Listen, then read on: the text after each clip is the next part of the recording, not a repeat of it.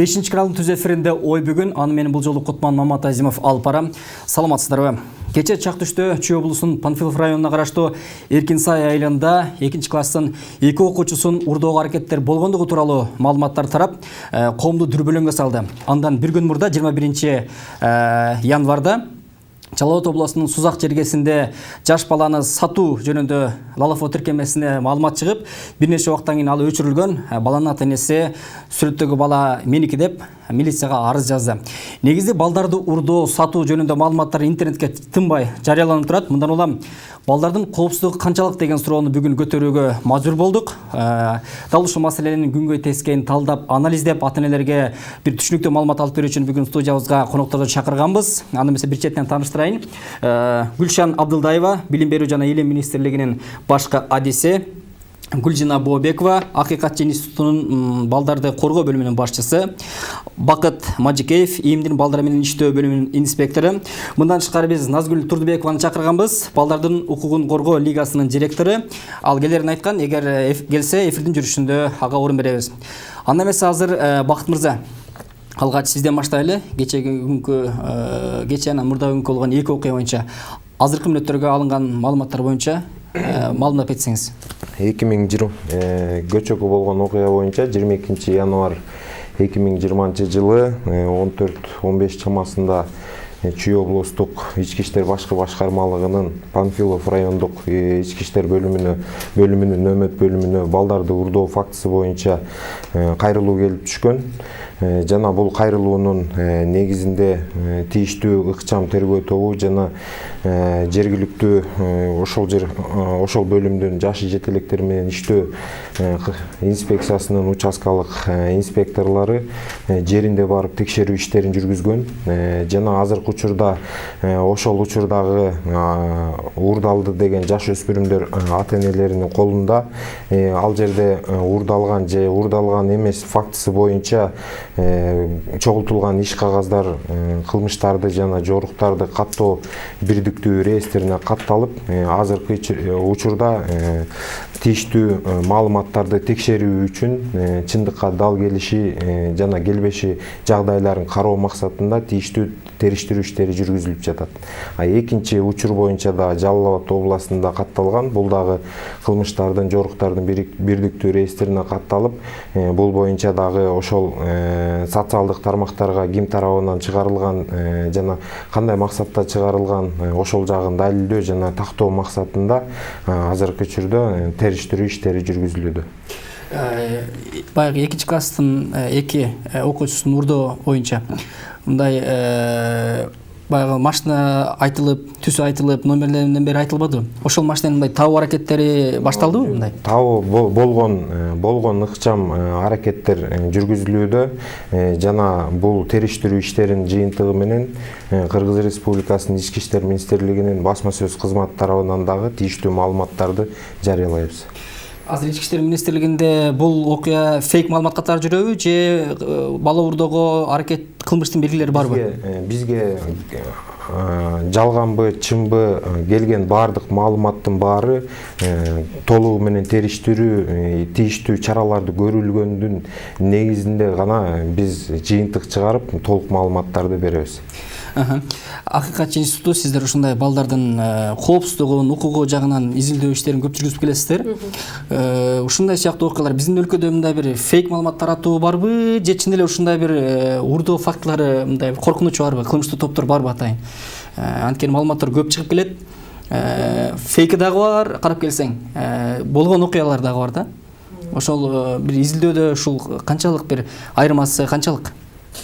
Негизи эле туура айтасыздар, ошол биздин өзүбүздүн акыйкатчы аппараты ошо балдардын укугун коргоо боюнча иш алып барабыз. Анан негизи эле ошол мына көп эле маалыматтар чыгып атпайбы ошо балдарга карата зордук зомбулуктар, туура эмес мамиле, ошол эле мектепте болгон окуялар, Бизде өзүңүздөр билесиздер, бизде шыр байланыш 115 телефону бар акыйкатчы аппаратында. Ага дагы бир топ телефондук маалыматтар келип түшөт, ошо окуучулар тарабынан же башка ошо Кыргызстандын булуң бурчунан чалып турушат да. Анан ал жерде эми купуялуу да. Анан ошол жерден да айтып калышат. Көбүнчө ошо мектепте болгон окуялар боюнчачы. Мага мугалимдер тарабынан туура эмес мамиле болуп атат же чоң мектептин балдары кичик балдардын мектептерин сабагы боюнча бул жана сиз айтып атпайсызбы ошо уурдоо же башка фактылар боюнча депчи, кечээ чын эле биз деле ошол боюнча иш аракеттерди баштайлы деп жатканбыз. Анан ага чейин эле уже маалымат беришти да Ички иштер министрлиги тарабынанчы. Бул ошо жанагындай жалган маалымат экен депчи. Бирок эми бул жалган маалымат деле болушу мүмкүн эмес. Мындайдычы биз азыр ошо баланын укуктарын коопсуз жагдайда жашап кеткенге биз деген бир эме түзүп беришибиз керек да, жагдайчы. Жакшы бир жагдай түзүп беришибиз керек. Ошол эле ата энелер бүгүнкү күндө баягы ата эне баласын сыртка чыгарып коюп атпайбы? Сыртка чыгарып мектепке апарып, мектеп эле карайт дебестен ошол ата эне ошо балдар үй бүлө жөнүндө кодексте да белгиленген да. Ар бир ата эне өзүнүн баласын милдеттүү түрдө багыш керек деп. Бул ошол эле коопсуздук жайындагы карасын деп белгиленген да ал жердечи. Ошо ата эне мектепке апарып, ошо жүрүм турумун балага түшүндүрүү иштерин жүрүш керек. Эгерде сени бир чоң киши же болбосо жанагындай машина менен келди деп атпайбы мектепкечи кечээки окуя боюнча. Ошол жерде өзүң кандай алып жүрүш керек бала, кимге барып айтыш керек, ошонун баарын үйрөтүш керек ата энечи. Бизге ошондой маалыматтар келип калса сөзсүз түрдө биз көбүн эсе мына биздин мамлекеттик жергиликтүү өз алдынча башкаруу органдар бар да, алар бир ошо укуктарын бузулуп атат деп бизде ошо биздин жарандар кайрылса, мисалы үчүн ошол Ички иштер министрлиги же билим берүү министрлиги же эмгек жана социалдык өнүгүү министрлиги тарабынан иштер жүрбөй атат десе, анда биз ал адамдын укугу бузулуп атат да, анан укугун калыбына келтирүү боюнча иш чараларды жүргүзөбүз да. Кыргызстанда уурдоо фактысы барбы жокпу, ушул боюнча изилдөө жүргүзүп көрдүңүздөр беле? Кыргызстанда бала уурдоо барбы жокпу? Негизи эле азыркы күндө биз көп эле иш аракеттерди киргизип, аны ушул жылдын планына киргиздик. Бул боюнча дагы буга чейин дагы иш жүргүзүлүп келген, эми мындан дагы күчөтүп ушул маселесин карайбыз. Негизи эле жалпы эле ошо балага карата кандайдыр бир сандар, мындай көрсөткүчтөр жок беле? Жок, аны азырынча айта албайм. Рахмат чоң. Гүлшан айым, негизи билим берүү министрлигинин же болбосо мектептеги мугалимдердин функциясы ошол мектептин дарбазасынан бүтөт, биздики андан ары жагы эмес жооп бере албайбыз деген көп айтылып келет. Бирок көп иштин баары дарбазанын ичинде алдын алуу иштери бар, ошол жерде жүрөт да. Ошол балдар өзүн кандай алып жүрүш керек, караңгы жолдо баспаш керек, чоочун бирөө шоколад берем десе барбаш керек деген сыяктуу мындай түшүндүрүү иштери канчалык жүрөт? Бир пландуу ар бир жуманын ар бир күнүндө белгиленип 1 саатпы, 2 саатпы ушундай сыяктуу ачык сааттар жүрөбү? Бул боюнча бизде билим берүү министрлиги тарабынан бүткүл эле мектептерде мисалы атайын тарбиялык иштер бар. Бул жерде бир эле тарбиялык класс жетекчилери эле эмес, ар бир педагог бул баланын үстүнөн иштешет. Андан тышкары класс жетекчиден тышкары бизде социалдык педагогдор, тарбиялык иштер боюнча зам директорлорубуз бар, анан организаторлорубуз бар. Анан мисалы бизде межведомственное взаимодействие деген бар. Бул билим берүү министрлиги эле гана тарбиялык иштер эмес, ошол 7 министрлик бул тарбиялык иштерге биздин буйруктарга бекитилген. Бул жыл сайын август айында жанагындай окуу жылына башталарда ошо министрликтер менен биз келишим түзүп буйруктарды аткарылабыз. Бул анын ичинен Ички иштер министрлиги, саламаттык сактоо министрлиги, социалдык өнүктүрүү министрлиги, андан тышкары жергиликтүү органдар, оборона, анан жанагындай госагентство по физкультуре, анан Минкультура бар. Ошолордун баары тең биз биргеликте иш чараларды жүргүзөбүз. Бул бир эле гана балдардын арасында эмес, ошол ата энелер менен да иш чараларын азыркы учурларда өткөрүлөт. Класс жетекчилер болсо ар бир жуманын бир жумада бир жолу тарбиялык сааттар атайын класстык сааттык программалардын негизинде бекитилген. Бул мисалы предметтик сааттардан дагы тышкары, класстык сааттар деген атайын милдеттүү түрдө класс жетекчилерге булардын баары тең бекитилип, анан ар бир класс жетекчилер жетекчиликтерге милдеттендирилген да. Анан азыркы учурларда бир эле жана психологиялык жагдайларда мисалы жанагындай болуп атпайбы, баланын зордук зомбулукка кабыл алуусунда кабылган балдар мисалы көп учурларда ата энесин айтпаса ошол класс жетекчилерин айтышы мүмкүн. Класс жетекчисин айтпаса, балким балдар арасында өзүнүн жанагы курдаштарына, классташтарына айтып, анан ошол мындай мезгилде мугалимдерге ошол мындай жеткиликтүү болуп жетип, анан ал жерде социалдык педагогдор иштейт. Бул мисалы класстык сааттардан тышкары дагы, алдын алуу иштерден да тышкары социалдык педагогдор дагы ошондой балдар менен, жашоосу оор кырдаалга түшкөн балдар менен мектептин ичинде иштешет. Рахмат чоң. Бакыт мырза, коомдо ушундай маалыматтар көп тарайт да. Багы такталбай калат дагы, анан бизде багы журналисттер дагы жазып чыкпай калат, көп учурда ага жетпей калат да. Бирок баягы WhatsApp'тагы группалар, жана башка социалдык тармактагы группалар аркылуу көп тарайт. Коомдо канчалык маалымат фейк, же болбосо канчалык маалымат чын дегенге жооп ала албай атабыз да азыркы күндөчү. Ушул боюнча сиздерде бир статистика барбы, көрсөткүч барбы? Кайсы мисалы 2019 мынча окуя катталып, мынчасы фейк маалыматтар экен, мынчасы чыныгы болгон окуялар экен деген сыяктуу. Бизде ар бир баягы чакырууга ыкчам тергөө тобу чыгат. Бизге мисалы 102 кызмат, 102 акысыз телефон аркылуу чалуу кызматы бар. Бул Бишкек шаарында түзмө-түз нөмөт бөлүмдөрүнө берилет келген маалыматтар. Ал эми райондордо, областтарда деле ошол тармакта жүрөт да.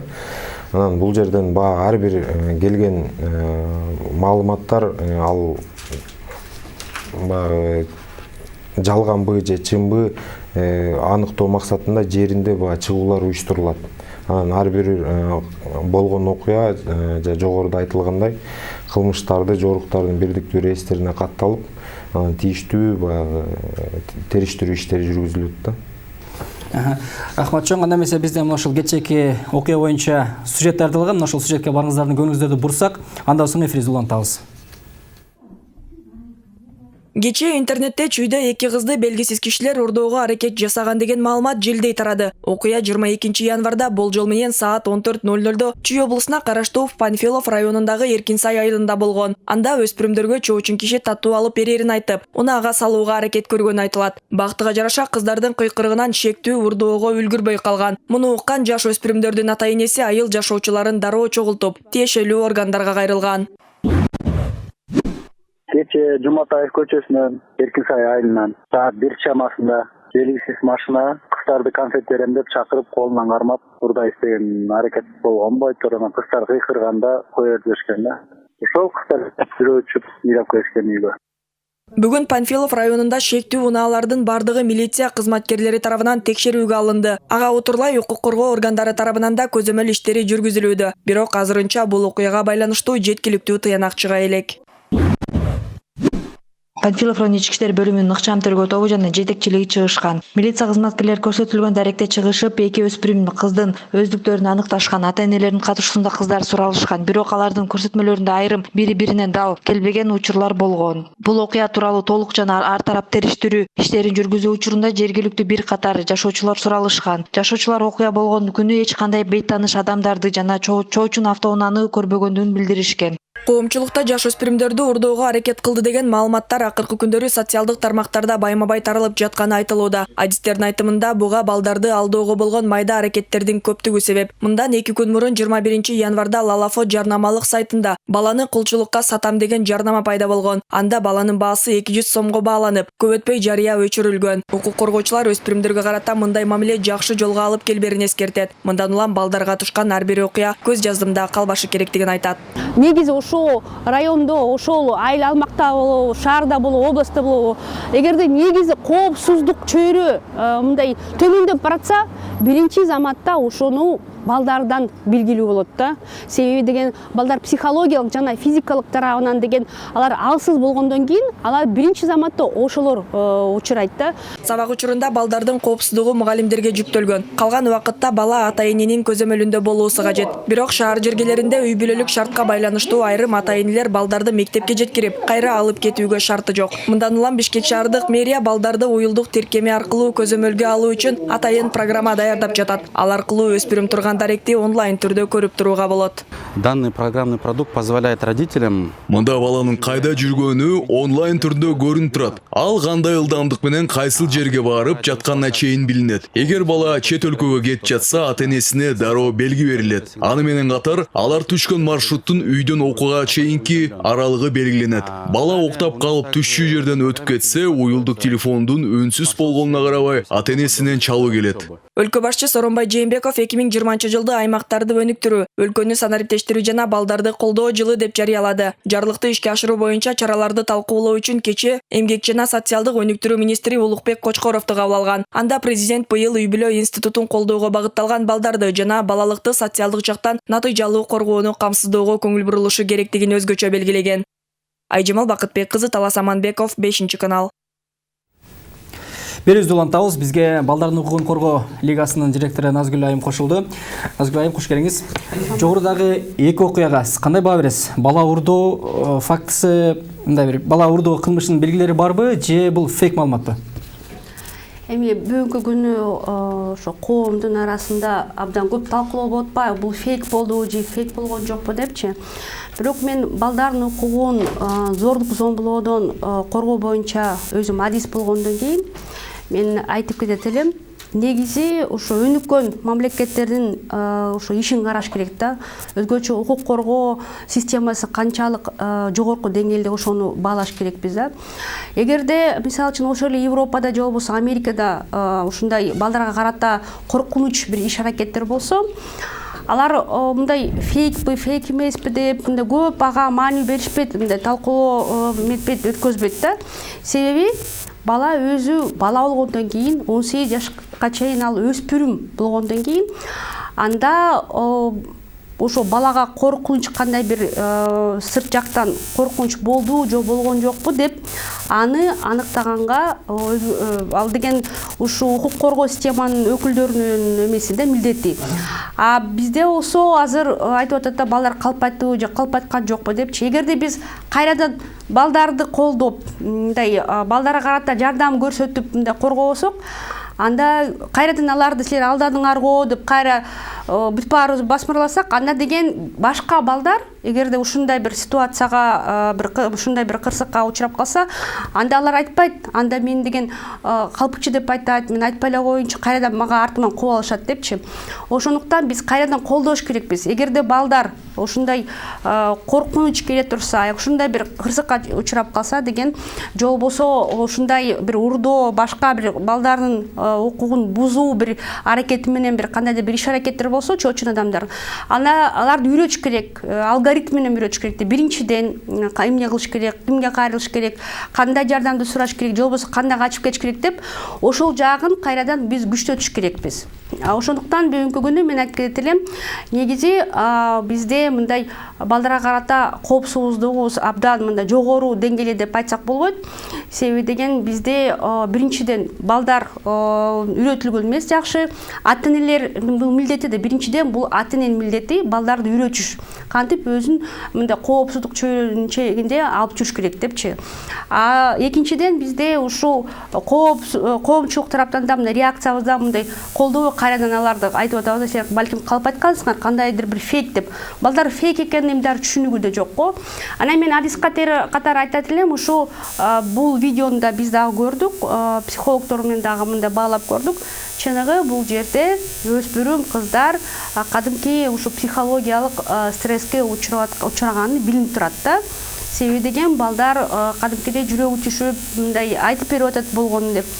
Анан кайсы машина, ким экенин машинанын ичинде, бул укук коргоо системанын өкүлдөрүнүн милдети. Алар мындай аныктагангачы балдарга жүктөбөш керек. Рахмат чоң. Негизи эки башка маалыматтар чыкты деп атпайбы, эки өспүрүм сурай келгенде. Шок абалга жеткенде бала эки башка сүйлөшүү мүмкүнбү? Анан мисалы ошол жердеги эки кыз жалгандан ыйлап, мисалы элдерди жардам сурап кайрылышы мындай логикага жатпайт да. Демек бул жерде бир бала урдоо фактысына бир кылмыштын белгилери бар деп айтсак болобу? Негизи эми ошо бала жөн жерден эле оюнан чыгарбашы мүмкүн да. Анткени себеби деген бир эле Кыргызстанда эмес, бүт эле дүйнө жүзү боюнча мындай урдоо фактылары баарыбызга эле маалым да. Ошондой деле жанагы машина келип кыздарды алдоо жолу менен алып кетейин деген мындай көп эле өлкөлөрдө катталган. Ошол деле болушу мүмкүн да. Анан мен баягы Назгүл айымга кошулуп айтып кетмекчимин. Негизи эле биз башка өнүккөн өлкөлөр ошолордун дагы кичине практикасын алып Кыргызстанга киргизишибиз керек да. Мисалы үчүн мына Украинада, Киевде жанагы мектепте бизде кимдер отурат азыр? Охранник бир эле киши отурат, туурабы? Мындайча айтканда жана кароолчусучу. Ал жакта болсо Украинада эмелер цифровизация деп кирген ыкчам маалыматта эгер ошондой бир кандай бир машина келсе же ошонун бетин адамдын жанагы түрмөдөн качып кеткен адам болушу мүмкүн же мурдагы кылмышкер болушу мүмкүн, түрмөдөн чыккан, ошонун бетин распознавать этип анан ыкчам түрдө маалымат келип түшөт ошо полициягачы. Анан полиция ошол боюнча да иш алып барат. Ошол машинанын номерлери да катталган болот. Ушундай сыяктуу биз практика өтүшүбүз керек да. Мындан тышкары дагы мисалы үчүн ошол Израилди алып көрсөк, ошо баягы эне баягы төрөй электе эле ага уже баласына кандай мамиле кылыш керек, ошо безопасность үйрөтөт да. Роддомдо болсо атайын жанагындай брошюркаларды берет, колдомолордучу. Кандай баланы коопсуз жайда чоңойтуш керек, жана балага эмнелерди үйрөтүш керек. Ошол боюнча да. Бир мүнөттөгө уруксат бересизби? Микрофон оңдосун сиздекен. Бакыт мырза, маалыматтардын баягы фейк же болбосо болгон окуя экенин аныкташ үчүн, мисалы, бул эки багытта тең бар фактылар бар, туурабы? Мисалы, өткөн жылы Кантта 12 жаштагы баланы урдап, ата-энесинен кийин кармалган ошол кылмышка чектүүлөр ата-энесинен бир акча талап кылалы деген оюбуз бар болчу деп көрсөтмө беришкен. Андан тышкары былтыр Ошто бала урдоо фактысы болуп атат деп бирөө маалымат берип, анын кесепетинен бир дудук жарандарыбызды айылдагылар бир ур тепкеге алып, бирок бул фейк маалымат экени кийин ачыкталган. Мисалы, ошол фейк маалымат тараткан бүгүнкү күндө аныкталдыбы, өткөн жылы катталган? Жана жогорудагы айтып кеткендей, ар бир окуяны биз ал бул фейк маалымат же жалган же чынга баягы окшошуп кетет деп бөлбөйбүз. Баардык келип ички иштер органдарынын нөөмөт бөлүмдөрүнө келип түшкөн ар бир маалыматты атайын электрондук маалыматтарды каттоо журналына каттап, ошол жеринде текшерүү үчүн ыкчам тергөө топтору чыгып, чогултулган иш кагаздар баягы кылмыштардын жана жоруктардын бирдиктүү реестрине катталып, ошонун негизинде тийиштүү иш-чаралар жүргүзүлөт. Жана бул кандайдыр бир деңгээлде айрым бир учурларында бир канча баягы убакыттарды талап кылат, ошонун негизинде анан жыйынтык чыгарылат да. Оштогу окуяда бирок бөлүнбөдү. Бул фейк маалымат экен, бирөө таратыптыр буну деп айтып, ошол Ош милициясы. Анан издөө жарыяланбады беле. Ошол изделип фейк маалымат тараткан таптыбы? Суроонун өзөгү баягы фейк маалымат таратууга ага эмне кызыктар болушу мүмкүн, андан эмне пайда табыш мүмкүн деген суроо да. Азыркы учурда ошол териштирүү иштери жүрүп жатат. Анан жыйынтыгы менен дагы жогорудагы сөз болгондой, ИИМдин басма сөз кызматы толук маалымат жиберет сиздер тарапка. Негизи ушул Назгүл айым, фейк маалымат дей турган болсок, фейк маалымат балдар урдалып атат же сатылып атат деп ушундай фейк маалымат тараттап аткандарга эмне кызыктар болушу мүмкүн? Алар андан эмне пайда табышы мүмкүн? Эми бул да хулиганство деп айтылып кетет. Анын максаттары, себептери ар кандай болот. Бирок ошого карабастан бизде ушу ички министрлигинин тарабында деген ушу сотрудниктер абдан мындай азыркы заманбапка жооп бере турган бир механизмдер менен камсыздоо жагынан жакшы мындай камсынууданыш керек да. Себеби деген биз деген мындай мурунку калып калган методдор менен иштешет, бүгүнкү күнү кылмышкерлер деген ар кандай методдорду, технологияларды колдонушат да. Анан ошондуктан биз айтып атабыз, ошо өзгөчө ошо балдардын укугун кылмыш мындай балдардын укугун зомбоодон коргош үчүн ар кандай бир негизи балдарга карата көп эле мыйзам бузуулар болот да. Ошону үчүн аларды бир гана алдын алуу иштерин өткөзгөндөн да тышкары, ошо туура фиксация кылып, туура мындай коргош үчүн эгерде кылмыш болгон күндө эле бизде ошо өзгөчө балдардын укугун коргой турган МВДнин деңгээлинде деген бизде башкарма мындай бир управление түзүп бериш керек да. Себеби мисалы үчүн негизи эле мындай биз байкайбыз да, балдар маселеси болгондо эле чогулуш болобу, кандайдыр бир план иштери болобу, каражат бөлүнөбү, керек болсо ушу кадр маселеси дагы көп жакшы бөлбөйт да, ушу мындай көп көңүл бурушпайт. Анан каржылоо жагынан деле ресурстарын карасаңыз, кимдин ушу кайсы маселелерге мындай азыраак көңүл бурушат да.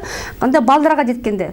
Ошондуктан биз айтып атабыз, жанагы остаточный калдык принциптерге ошого учурашатат да. Биздинчи кайсы министрлик албасын, балдардын укугун коргой келе турганда эле ошолорго каражатты азыраак бөлүнөт да.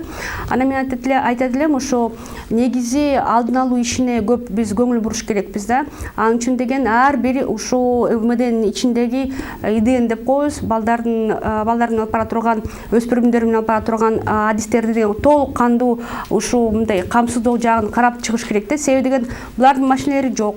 Эгерде барып тез арада жардам мындай көрсөтүш үчүн керек болсо уюлдук телефон деле көп каражаты да аз да. Анан кабинеттери жок. Мисалы үчүн азыр Кыргыз Республикасынын мында бүт кайсы областка барбасак, бир нече инспектордун өзүнүн кабинети бар да. Бала менен иштеш үчүн мындай өзгөчө башкача шарт керек. Ошондуктан биз айтып атабыз, качандыр ушул МВДнин деңгээлинде балдар менен иштеп жүргөн, өспүрүмдөр менен иштеп жүргөн адистерге карата каржылоо жагын карап чыкпасак, анан азыркы заманбапка жооп бере турган бир технология менен, техника менен камсыздоо жагын карап чыкпасак деген ушундай эме болот да, мындай артка калган бир реакция болуп калгандан кийин мындай кайрадан балким ошо балдарды уурдап кетсе эмне болот эле. Алардын өмүрүн, алардын тагдырын, ден соолук кайра ордуна келтириш абдан кыйын да. Ошондуктан биз айтып атабыз, көп учурда биз эгерде алдын алуу иштерди өткөзсөк, анда ушул балким эгер чыныгы жып келип балдарды уурдай турган бир кандай бир өзүнчө бир эмелер, иш аракеттер болсо, мындай окуя болбойт эле да. Мен ушу көрүп эле жүрөбүз, Европа болобу, Америка болобу, эгерде ал жерде баланы уурдап кеткен күнү 3 сааттын ичинде кайсы жерде болсо табылат да. Себеби ал жерде деген система иштелип чыккан. Автоматик түрүндө баланын сүрөтү деген биз атайын ошо балдарды жоголуп кеткен балдарды издөө боюнча бир атайын борбор түзүлгөн. Ошол борбор болсо атайын эгерде бала жоголуп кетсе, баланын сүрөтү түшкөндөн кийин 3 сааттын ичинде бүт кайсы чек ара жер болбосун, дүкөн кайсы жерде болбосун, бүт интернетте баланын сүрөтү илинип калат. Анан 3 сааттын ичинде мындай коомчулуктагы мындай көз карасында болбой, мындай алар жардам беришет да, кадимки карашып, кайсы жерде бала балким бар, ким алып баратат, машинанын баарын карашып, анан 3 сааттын ичинде жардам беришет да ошо полицияга баланы табыш үчүн. Ошондуктан биз айтып атабыз, кайсы ошо өлкөдө мындай анализ кылыш керек да, статистиканы караш керек. Кайсы өлкөдө балдар аз жоголот, балдарга карата кайсы өлкөдө зомдоо аз көрсөтүлөт. Ошол жерге барыш керек. Биздин ошо МВДнин өкүлдөрү барып, ошо системаны көрүп, үйрөнүп, анан ошо жаңы тенденцияга жооп бере турган ошо методикаларды биз эмеге ишке ашырып, ошо МВДге алып келбесек, жөндөн жөн мурунку система менен иштеш абдан эле уже мындай моралдык жагынан дагы эскерип жооп берип алып калат азыркы заманбаптык бир Бакыт мырза, чынында ошол ички иштер министрлигинин кызматкерлерине, айрыкча балдар менен иштөө кызматкерлерге карата сындар көп айтылат да. Булар баягы бала бакча тарбиялаган мугалимден айырмасы жок. Булар ошол агартуу иштерин гана жүргүзүшөт, түшүндүрүү иштерин гана жүргүзүшөт, кантип каралыш керек ошону жүргүзүшөт. Кылмышкер менен күрөшө ала турган булардын шарты жок деген сын пикирлер көп айтылып келет. Сиздердин негизи мыйзамдык укуктарыңыздар, милдеттериңиздер кандай? Кылмышкер менен башка криминалдык милиция сыяктуу алышканга мүмкүнчүлүк барбы? Бул жаш өспүрүмдөр менен иштөө инспекциясы кызматы жаш өспүрүмдөрдүн арасындагы кылмыштуулук, укук бузуучулукту алдын алуу жана жаш өспүрүмдөргө карата жасалчу ар кандай укук бузуучулук, кылмыштуулуктарды алдын алууда. Ошонун алкагында баягы иштерди алып барабыз. Ошол эле учурда баягы жаш өспүрүм менен иш алып барабыз. Анын ата энеси менен да иш алып барабыз. Ар кандай учурлар болушу мүмкүн. Жаш өспүрүм тарабынан дагы баягы ата эне тарабынан жаш өспүрүмгө тийиштүү үй бүлөдө маалыматтардын жетишсиздигинен же болбосо айлана чөйрөсүнүн туура эмес баягы факторлорунун кесепетинен жаш өспүрүм баягы туура эмес багытка кетип калышы мүмкүн да. Ошол багытта да мен сизге мындай суроо берейинби? Эгер бала уурдоо фактысын ошо балдар менен иштеген милиция көрсө көз алдындачы Ар бир- барып же болбосо рациясы аркылуу баарына малымдаганга кишендегенге куралы барбы алышканга? Ар бир кызматкер, бул не только этот эме жаш өспүрүмдөр менен инспекциясынын кызматкерлери, баардык кызматкерлер кандайдыр бир укук бузуучулук, кылмыштуулуктун үстүнөн чыгып кала турган болсо же ошону көрүп кала турган болсо, баягы тийиштүү чараларды көрүш керек. Зарыл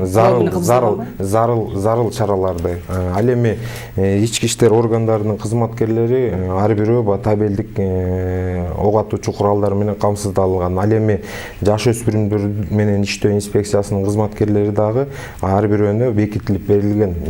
Булар рейдтик иш-чараларда, рейд деп коебуз, рейдтик иш-чараларда атайын өзүнүн ок атуучу табелдик куралы менен рейдтик иш-чараларга чыгат. Школдордо алдын алуу иштерин алып барууда ал жерге табелдик куралдарын алып барбайт. Ал жерде өзүлөрү барып, баягы кандай иштерде, кандай максаттарда көйгөйлөр болуп атат, ошону чечүүгө арналган иш багыттарын алып барат да. Рахмат. Кыргызстан мынакей быйыл 3-жыл санариптештирүү жылы деп жарыяланып, ушул жылда жашап атабыз. Окуучулардын баягы жеке компаниялар, мобилдик компаниялар деп коелу, бир канча программаларды ишке киргизип койду да. Окуучум сюжетте көрсөтүлүп кетти. Балаң каякта келатканын билип койсоң болот, каякта экенин билип, мындай көзөмөлдөп турсаң болот деген сыяктуучу. Өкмөттүк ушул билим берүү министрлиги же болбосо өкмөт тарабынан эмнеге ушундай 3 жылдан бери санариптештирүү жылында ушундай сыяктуу бир балдардын коопсуздугун сактай ала турган бир заманбап бир программаларды ишке ашыра албай атат? Бул ишке ашыра албай атат эмес, негизи быйыл эле 2019-жылы жайында өкмөт тарабынан атайын токтом бекитилген коопсуздук мектеп депчи, безопасная образовательная среда деп коет. Ошол токтомдун негизинде бизде мисалы санариптештирүү деп атпайсыңарбы? Бул бир эле гана жана видео эмес, жанагындай бүт программа, мектептин эле гана программа эмес, бул жактан дагы башка межведомственный взаимодействие, мектептин салуусу, партада отургандары, китептердин туура чыгарылгандыгы, ошол жердеги жана аба жутуусу дагы, анан ошол жанагындай эмеле мэриянын өкүлү айтып кетпеди, жана гаджеттер, жанагындай система связилер менен биргеликте иш алып барууда. Азыркы учурларда бизде санариптештирүү жагынан информационный жана бүт жанагындай прозрачностьтары чыксын деп атабыз. Бул жерден ата-энелер менен да иш-чара жүргүзүп атабыз. Эгер мурунку жылдары бизде 3 эле тарбия бар болчу. Бул ата-эненин тарбиясы, үй тарбия, анан көчө тарбия деп айтылчу. Азыркы учурларда эми тарбиянын туура эмес жактары дагы кошулуп, эми интернет тарбиялары. Бул жана интернет тармактарынан да чыгып кеткен тарбиялар да азыр катталып атат. Бул эң мугалимдер үчүн эң көйгөйлүү маселе. Анткени мисалы бала үйдө отуруп эле ошол эле жанагындай сотовый телефондун ичинен туура эмес багытка кирип кете турган тарбиялык иштер дагы жүргүзүлүп кетет. Ошол жерден деген биз азыр государственный жана система связилер менен биргеликте бул культура министрлиги тарабынан атайын ушундай программалардын баарын тең атайын иштеп мектепте ата-энелерди үйрөтүү жагын каралып атабыз. Анан азыркы учурларда дагы бизде билим берүү тармагында мугалимдер менен ата-энелердин тыкыз байланышуусу бул абдан чоң мындай катуу маселеге көтөрүп атабыз. Анткени деген көп учурларда эгер ата-эне менен мугалимдин ортосунда сүйлөшүп, анан ортодогу баланы туура тарбияга салбасак, бул жерден, конечно, келечекте жоготабыз. Албетте маанилүү маселе, бирок коопсуздугу боюнча сөз болуп атат. Мисалы, ошол жеке сектор, жеке компаниялар киргизген ыкманы өкмөт киргизе элек болчу. Аны көрүп бүгүн мэрия Бишкекте жайылткан атат турабы? Өлкөнүн башка аймактарында жок да бул. Бул бир эле гана мэрия эмес, бул жергиликтүү органдар тарабынан атайын ошол эле жанагындай компаниялар менен биргеликте сүйлөшүп, ата-энелер менен иш-чара жүргүзүшүп, ошол балдардын жана коопсуздугу тууралуу азыр жанагындай бала жоголуп кетип атат. Көп учурларда ата-эне өзү балдарга жанагындай гаджеттерге, жана колдук сааттарга, же болбосо телефон, уюлдук телефондорго ошондой баланын кайда жүргөндүгү тууралуу маалыматтарды үйрөтүү жагында азыр чоң иш-чаралар жүргүзүлүп атат. Ушуну өкмөт ойлоп таптыбы, жеке компаниялар ойлоп таптыбы ушул баланы көзөмөлдөгөн ыкманы? Бул өкмөттүн токтому менен атайын республика боюнча план бекитилген. Бул пландын негизинде ошол система связи болгондо жергиликтүү органдар менен билим берүү тармактагы органдарга менен биргеликте ошол иш-чара жүргүзүлүүдө азыркы учурларда. Ошондуктан азыр жергиликтүү органдар болгондо көп учурларда булар шаар жердеги мектептер, шаар жергесиндеги мектептерде анткени айыл жергесинде мисалы баланын кайсы жерде жүргөнүн билинип турса, шаар жергесинде мисалы көп учурларда ата энелер жумушта болуп, балдарды карабай калган учурлар болот. Ошондуктан көбүнчө азыркы учурларда шаардагы мектептерге көбүнчө жайылтылууда. Назгүл айым, балдардын коопсуздугу бүгүнкү күндө ата энелерге көбүрөөк шылтанып атат. Ата энелердин көбү миграцияда. Шаарда болгон күндө деле баары жумушта болуп, окуучулар сабактан кийин өз алдынча кетишет. Маршруттук таксилер менен аны жакшы билесиз. Мындай учурда балдардын коопсуздугун кантип сактайбыз? Эми мен айтып кетет элем, алдын алуу иштерди иштеп чыгыш жана аларды ишке ашыруу үчүн балдардын өзүнө эле азыр жүктөп атабыз да. Мына бала деген өзүн бир жагынан карасак, ал өзү билиш керек, кандай өзүнүн укугун коргош керек деп кайра эле бала өзү зомбулукка учурап атса, биз кайрадан аны жүктөп атабыз да. Сени ушундай сага карата зомбулук болуп атса, анда сен мындай кылышың керексиң, мындай кылышың керек депчи. Ооба, андай үйрөтүш керек. Бирок ошол учурда чыныгы ошол моментте эгерде бала чыныгы зомбулукка учураса, же болбосо жанакындай урдоо бир инцидентке учураса, баланын психикасын, баланын ошо өспүрүмдүн психологиялык бир өзгөчөлүктөрү болот. Ал балдар кыйкырмакты тура, ал эчтеке мындай шок болуп туруп калат. Аны ошону түшүнүш керек.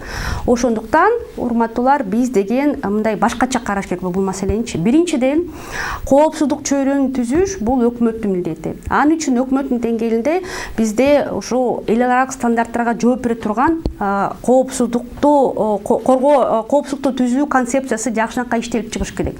Ошонун ичинде түзмө-түз балдарга карата коопсуздук чөйрөнүн түзүш үчүн кандай чаралар түзүлүш керек деп, ошолор жакшынакай индикаторлор менен иштелип чыгыш керек. Андан тышкары, ар бир, мисалы үчүн, ар бир райондун акими, ар бир шаардын мэры, башчысы деген, айыл өкмөттүн башчысы деген, ар бир өзүнүн жеринде ушундай коопсуздук чөйрөнү түзүш үчүн алар милдеттүү. Бул эме деген кандай деп түшүнсө болот?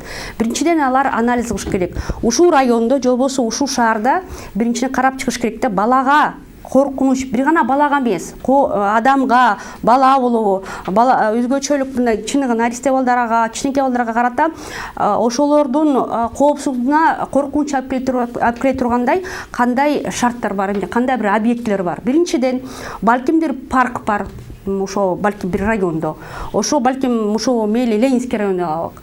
Ушул парк бар. Парктын ичинде көп учурда деген аракеч адамдар көп чогулат. Ошол жерде балким жаштар чогулуп, башка мындай мыйзамга жооп бере тургандай иш аракеттер көрсөтөт. Бул ошол жерде жашап аткан балдарга коркунуч алып келеби? Алып келет. Анда эмне кылыш керек? Ошол паркты тазалап туруп, аны деген маданияттуу мындай өзүнчө борбор кылыш керек депчи. Анын баарын жакшынакай кылып, скамейка кылып, аны өзгөчө бизде мындай свет фонаризация деп коет. Фонариктерди коюп, светтерди өткөзүп, тазалап, себеби деген кылмыш кайсы жерде болот, кайсы жерде караңгы болсо. Бул биринчиден. Экинчиден караш керек, ошо бизде автоунааларды койгон, бизде ошол жерде стоянкалар көппү? Мектептин жанында ошондой стоянкалар көппү депчи. Себеби деген биз бир жыл анализ кылганбыз, балдарга карата мындай, окуучуларга карата кандай бир коркунучтар бар депчи. Ошолордун коопсуздугуна коркунуч алып келе турганда кандай бир себептер бар. Караса, бир мектепте деген кадимкидей таксопарк бар экен да. Балдар мектепке кирип кайра чыкканда сөзсүз таксистердин ортосунан мындай аралап чыкчу экен да. Бул баланын коопсуздугуна коркунуч алып келеби? Ооба, алып келет. Андан тышкары, эгерде биз коопсуздук деп чыныгы айтсак, анализ кылыш керек да. Бүгүнкү күнү Кыргызстанда мындай балдардын коопсуздугуна коркунуч алып келе турган бул автоунаанын эрежелерин сактабай, чоң адамдар балдарды тебелеп кетип атат. Мисалы үчүн, биз дүйнө жүзүндө биринчи орундардабыз. Ошо балдарды жол мындай автоунаанын ичинде бараткан, же болбосо автоунун ичинде дөңгөлөктөрүнө калып калган бир инциденттер болуп атпайбы? Ошо эгерде ошо аварияга учураган, же болбосо курман болуп калган балдардын санын карасак, биз дүйнө жүзүндө биринчи, экинчи орундарда жүрөбүз да. Бул балдарга карата чыныгы мындай абдан мындай көйгөйлүү маселе деп айтсак болот. Экинчиден, бизде ошо кыш маал кезинде деген балдар жанакы бир гана балдар эмес, энелеринин үй бүлөлөрү менен чогуу деген, алар жанакы үйүндө туура колдонбогон үчүн, жанакы электрический плита менен же отту туура эмес колдонгон үчүн толук үй бүлөсүнөн күйүп кетип атпайбы? Бул коопсуздуктун индикаторуна жооп береби? Жок. Андан тышкары, биз Кыргызстанда мисалы үчүн анализ кылсак, жанакы бизде электрический подстанциялар дейт. Могу бүгүнкү күнү 4-чү больницанын ожоговун больницасына карап көргүлөчү, ооруканасында канча балдар барып ошо подстанцияга проводдорду кармап алып, колу жок, буту жок калып калгандар канча балдар бар. же болбосо такыр эле толук эле күйүп кеткен канча балдар бар. Бул түзмө-түз ошо балдарга карата коопсуздугу жок экен билгиси да. Андан тышкары бизде мисалы үчүн жыл сайын жайында, жазында, күзүндө балдар сууга чөгүп, көлгө болобу, же болбосо чоң сууга чууп кеткен балдар канча бар. Мисалы үчүн Ош шаарында эле чоң суу бар. Ошол жерде жыл сайын угабыз да, Ак Бура суусуна деген канча бир нече бала кулап кетип, ошол менен бүттү. Ал чоң суу болгондон кийин балдар толук кандуу эле өмүрүнөн кыйылып кетип атпайбы? Мындай суроо коюп атабыз. Канчалык чыныгы ошо Ош шаарына тарабынан деген ошо балдардын коопсуздугун коргош үчүн алар алдын алуу иштери өткөздү жокпу? Же болбосо Нарын шаарында деле чоң сууларга балдар чөккөндөр канча? Көлдө жыл сайын балдар чоң адамдардын чукпай эле койгон кичинекей балдар чогуп кеткендер кандар. Эмне үчүн? Эмне себептен? Биринчиден бизде маалымат жактан деген аз маалымат берилет, экинчиден жоопкерчилик жок. Эгерде сенде пансионатың бар болсо, ошол жерде ар бир ошол жерде жашап аткан адамдарга, балдарга деген карата түзмө-түз коопсуздукту түзүп бергенге сен милдеттүүсүң. Же болбосо пансионатын жабабыз деп, лицензияны алып коебуз деп, ошондой талаптарды коюш керек. Назгүл ушул жерден сизге суроо да. Сиз айтып аткан ошол эле мисалы жанында мектептин жанында бир көл болсо, же болбосо ошо коопсуздугуна, балдардын коопсуздугуна таасир этүүчү бир жагдайлар болсо, баягы сиз айтып аткан парковка же болбосо жана башка караңгы көчө деген сыяктуу. Ошону жергиликтүү бийликке ким айтыш керек? Ички иштер министрлигинин балдар менен иштөө кызматкери же билим берүү министрлиги, мектеппи же ким? Бизде мисалы үчүн кайсы жерде мына айыл өкмөтүнүн башчысы кимге баш ийет? Депутаттарга, жергиликтүү депутаттарга баш ийет. Биринчиден, аким болсо кимге жооп берет? Өкмөткө жооп берет. Өкмөттүн деңгээлинде бизде ким иштейт? Жанакы ички иштер министрлигинин башчысы бар, андан тышкары бизде МЧСтин башка башчысы бар. Ошолордун кадимки талап коюш керек, а генералдык прокуратура тарабынан алар анализ кылыш керек. Ушу кайсы райондо балдарга карата көбүрөөк ушундай зор зомбулук болду, же болбосо балдарга карата коопсуздук чөйрө сакталбаган үчүн эмне үчүн ушундай балдар жыл сайын деген ошо чоң сууларда агып кетип атат. Ким жоопту деп туруп, ошол жерден персоналдуу түрүндө, жеке түрүндө жоопкерчиликке тартканда, мен ойлойт элем, жаңы жумушка келип киргенде эле ал эртең туруп барып, анан айтат эле да, мен биринчи күнүмдү барып ошо балдарга карата, балдардын коопсуздугуна коркунуч алып келе турган маселелерди барып билип келейин деп, ошондон баштамак да. А бизде болсо бүгүнкү күнү ушу күнгө чейин подстанциядан учураган канча балдар бар.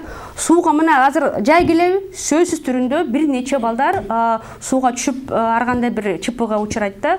Анан мен айтып кетелим, бүгүнкү күнү биз абдан көп маселе көрөбүз да, мындай урабыз да, көп урганыбыз ошо бизде Бишкек-Ош жолун карагыла.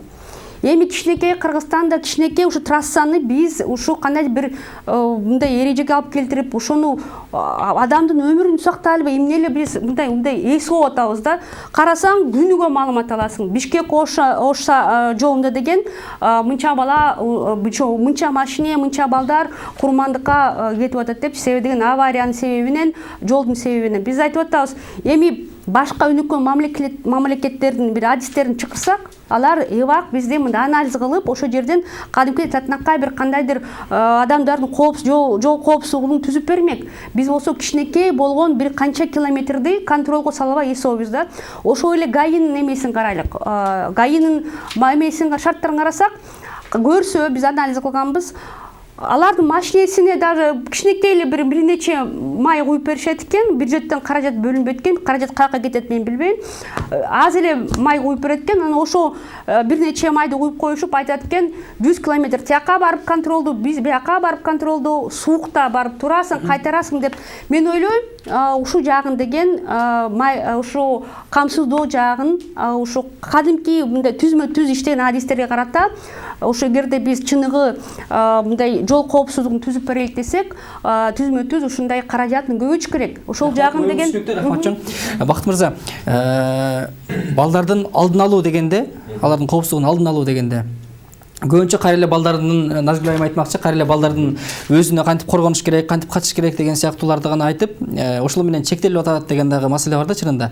Балдардын алдын алууга ошо Назгүл айым айткандай сырттагы көрүнүш, жакын жерде бир караңгы көчө болсо ал жерде оңдош керек, жакын жерде бир баягы мастар топтоло турган болсо, же болбосо рекеттер топтоло турган бир жерлер болсо ал жерде баягындай жоюш керек, же болбосо тосуп салыш керек ошол жолу деген сыяктуу алдын ала жүргүзөбү бүгүнкү ички иштер министрлигинин кызматкерлери? Бүгүнкү күндө ички иштер органдарынын жерлердеги орун алган башкармалык жана бөлүмдөрүнүн жашы жетелектери менен иштөө кызматынын участкалык инспекторлору тарабынан бүгүнкү күндө 24370 ар кандай алдын алууга багытталган иш-чаралар өткөрүлгөн. Бул ошол эле алдын алуу түшүндүрүү маектешүүлөрү, семинардык жаш өспүрүмдөр арасында окуулар, тегерек столдор жана мындан тышкары 1500дөн ашык ар кандай алдын алууга багытталган рейдтик иш-чаралар өткөрүлгөн. Жана ушул өткөрүлгөн иш-чаралардын негизинде биздеги мамлекет ичиндеги кызыктар, ведомстволор жана министрликтердин өкүлдөрүнө 48 миңден ашык ар кандай алдын алуу жаатында иш-чараларды жакшыртуу үчүн маалыматтар жиберилген да. Баягы ошол эле жана сиз айтып аткан караңгы көчөлөрдө жаш өспүрүмдөргө карата кылмыштуулукту алдын алуу максатында баягы жарыктандыруу болсун, же болбосо эменин мектептердин астында баягы автоунаалар токточу жайларды реттерге келтиргиле деп, же болбосо кээ бир мектептердин жанына атайын балдар өткөнгө светофорлорду коюп бергиле деген жааттагы атайын тийиштүү маалыматтар биз тараптан жиберилип турат, жиберилген да. Мисалы биз азыр айтып атпайлыкпы, балдардын өзүнүн мойнуна койгонбуз. Эмне себептен биз балдарга кандай түшүндүрүү иштери жүргүзүп атабыз? Туура айтат азыр Назгүл айымчы. Чын эле биз азыр балдардын мойнуна, өздөрүнүн мойнуна илип койгонбуз депчи. Бирок себептери эмнеде? Ички тышкы миграция. Ата-энелер балдарды көбүнчө өз-өзүнө калтырып койгон. Кээ бир ата-энелердин толук үй бүлөлөрү болгон учурларда дагы кээ бир мындай тарбиялык иштер менен үй бүлөдө тарбиялык иштерин жүргүзбөгөндүгү аныкталган. Бул эмне себептен? Мисалы элементардуу түрдө бала бизде анализдерди жүргүзүп кеткенде балдар санитария, гигиена эмне экенин билишпейт. Ошондо үйдө сүйлөшүүлөр, эч кандай тарбиялык иштерин жүргүзбөгөндүгү байкалууда. Анан атасы, энеси миграцияга чыгып кетип, бала өзү менен өзү калган. А бул балага окуун ким үйрөтөт? Эгер үй бүлө үйрөтпөсө, анда мектеп үйрөтөт. Ошондо азыркы учурларда ата-энеси миграцияда жүргөндүгүнө байланыштуу күрөш, өзү менен өзү күрөшкөнгө үйрөтүү, биз милдеттүү түрдө ошол балдарга түшүндүрүү иштерин жүргүзүп атабыз да. Мисалы көчөдө кандай коопсуздуктар болот, мисалы саламаттык өзүңүн организмиңде, мисалы жанагындай саламаттык сактоо министрлиги менен биргеликте да иш жүргүзөбүз. Жанагындай кандай инфекционный, неинфекционный заболеванияларды да хотя бы билиш керек да. Бала өзүнүн кандай температура болгону өзүнө биринчи жардамды, же болбосо жанагындай өзүңдүн дос балаң андай ошондой жамандай коопсуздукка түшүп калса, ошол балага кандай жардам берүү, биринчи жардам берүү жагында биз ошондой сөзүңүзгө улай баягы бир суроо азыр баягы санариптештирүүгө улай. Азыр коомдук талкууда турат, балдарды интернеттеги терс маалыматтардан коргоо боюнча бир мыйзам долбоор, баягы Кыргыз эли уюму сунуштаган. Ушул мыйзам долбоор канчалык мындай керек? Бул мыйзам долбоор бизге негизи керек, анткени биз алдын алуу иштер жүргүзүү боюнча бул максаттуу түрдө, милдеттүү түрдө биз балдарга түшүндүрүү иштерди жүргүзүшүбүз керек. Азыркы учурларда биз жаңы эле айта кеттик, бул жана госагентство менен биргеликте иш жүргүзүүдө. Бир эле гана бул өкмөттүн токтомунда бир эле гана министрлик менен эле госструктура связи эмес, жергиликтүү органдарга да милдеттүү түрдө бекитилген. Ошону мисалы бала толуктоо позиция барбы билим берүү министрлигинин кантип коргойт? Балдарды интернеттеги терс маалыматтардан. Бул терс маалыматтарда азыр ошондой өкмөттүн токтому берилген да. Ошол боюнча мисалы азыр ошо система связи менен ошол ишти жүргүзүп атабыз, санариптештирүү боюнча. Ошо балдарды жанагындай терс көрүнүштөрдөн кантип сактап калуу жагынан азыркы боюнча биз программаны иштелүүдө. Бүгүнкү күндө азыр ошо өкмөттүн токтомунун негизинде биз азыр ошол программаларды иштеп жүргүзүп атабыз.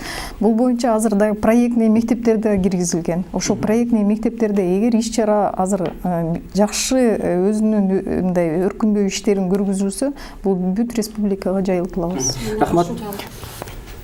Мен негизи эле ошол азыр айтып кетпеди Гүлшан Кушбековначы, ошол санариптештирүү алкагында жанагы интернеттен мисалы үчүн биздин балдар бир топ эле терс маалыматтарды алат, ошол эле алдамчылар чыгышы мүмкүн, башка экстремист уюмдар чыгышы мүмкүн, ошол баланы кандай бир алдоо жолу мененчи акча табасың же дагы башка деп, же болбосо жанагы порно сайттарга кирип кетиши мүмкүн, жаман бир терс тарбия алып чыгып, анан ошол дагы балдарга мындай кооптуу нерсени жаратат да. Андан тышкары мен айтып кетейин. Кантип коргойсуз ошондон? Ошону мына азыркы ошол өкмөттүн иши негизи. Ошону атайын өкмөттүн токтому чыгыш керек. Мындан тышкары дагы айтып атпайм, жанагы биздин ошо ар бир министрликтердечи, мисалы үчүн эмгек жана социалдык өнүгүү министрлигинин балдарды коргоо, анан үй бүлөнү колдоо деген программасы бар, мисалы үчүн 21-жылга.